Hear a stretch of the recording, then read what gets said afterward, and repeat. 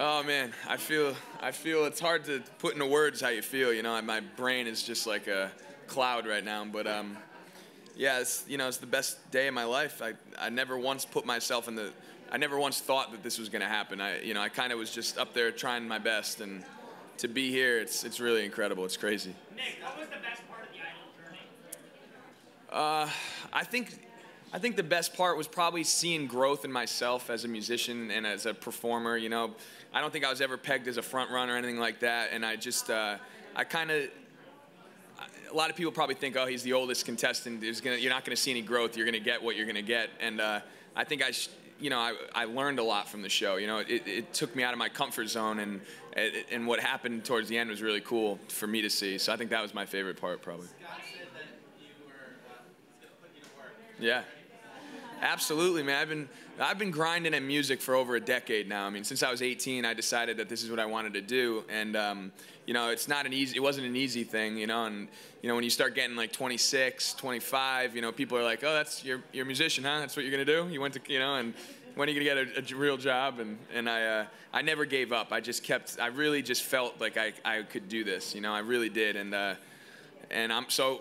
But yeah, I'm ready to work. It's pretty much, you know, they can get me up whenever they want, work me as long as they want. This is what I've always wanted, and to have this happen it's crazy. Did Walsh feel like a real job, even though it kind of wasn't a real job? It doesn't feel like a real job now. No, it still doesn't. It's still, you know, I feel like I'm the luckiest person right now. I feel like I don't know how this is happening to me. I never envisioned anything like this. I was just my whole life I just wanted to you know, make a career in music, whatever that meant, whether it was a songwriter, you know, just I wanted to be able to support myself only playing music, and never anything like this. This is beyond words. It's crazy. How do you see your life moving forward? I guess I see what I've always wanted to see, which is just playing music. It's what I love to do. It's really all I'm good at. It's what I was born to do, and I'm looking forward to, you know, being on the show was tough for me in terms of, you know, it was hard for me. I wasn't used to playing cover songs, and you know, I've written my own, you know, I've had a lot of albums out with my band, and I was used to connecting to my own songs that I wrote, and it took me a while to get used to playing other people's music, and you know, getting used to the cameras, and you know, sing to the red dot, you know, and all that. And I was used to just jamming out to people, and then it was this whole, you know, at the beginning you could look at me, I was like, you know, I'm looking at trying to find the cameras.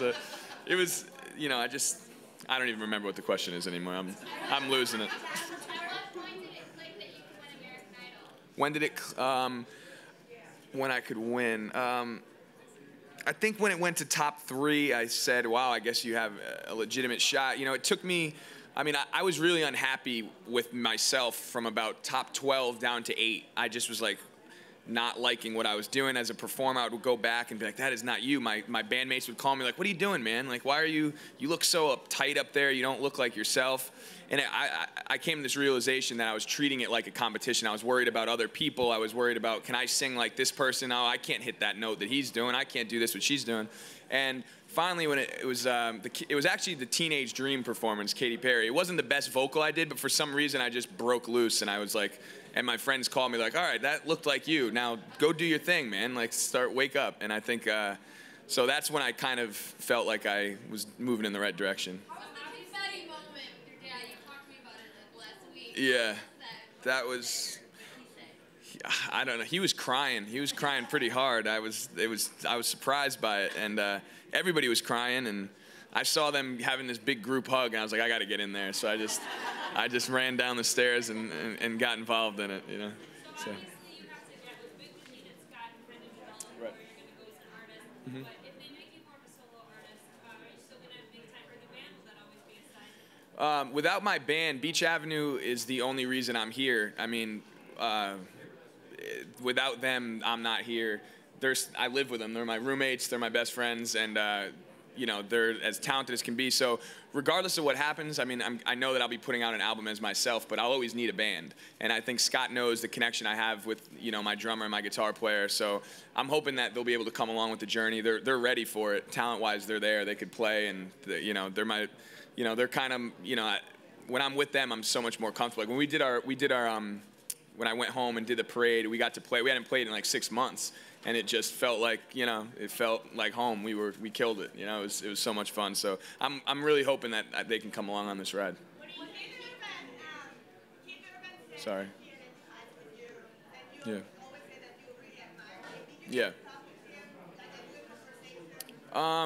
It was funny. Yesterday, I actually snuck in. He was doing his rehearsal, and I snuck through, and they had, like, you know, some of the stand-ins were like just on the stage, and I snuck in, and, you know, because I knew all the words to his new single, and he saw me out there. I think it like stunned him because I was like just jamming out with him, and because I've been a legitimate fan of Keith Urban's for a long time. I've been to a bunch of his concerts, so it took, you know, I think it was cool. At first, he wasn't always behind me as a judge. I mean, not that he wasn't behind me, but I think he saw something, and he thought I could do more, you know. He kept saying, man, you don't look comfortable up there, blah, blah. And then towards the end, when he saw that, I think it got him, you know, I think he was happy to see that. And, you know, it was, he's a great dude. And I can't wait to now, because we can't really talk to them much, you know, outside of the show. It's very, what you see on the show is the amount of, you know, time we have with them. So I'm hoping to be able to talk with him because he's a crazy good musician. What were you going to say? What is the biggest thing that you gained from the whole Idol experience other than, you know, the label record? Right. Oh, man, I don't know. There's so many things I could take from this. You know, that's what you try to do when you get here. You're put around the best of everything. Everybody's the best at what they do, and you got to just be like a sponge. I've tried to just kind of absorb everything that has been thrown at me. It's pretty crazy. You get everybody telling you different things, and I tried to take a little bit of everything, and it's really helped me. I've gained a ton of knowledge about the industry, about music in general, about performing. You know, I'll never be the same musician now. I'm a whole, you know, they up your game here for sure. Do you think Scott will have some Taylor Swift? I hope so. That would be pretty awesome. That would be incredible. Yeah, I'll keep saying that to him. Bring that up. Guys, thank you so much. Thank you guys.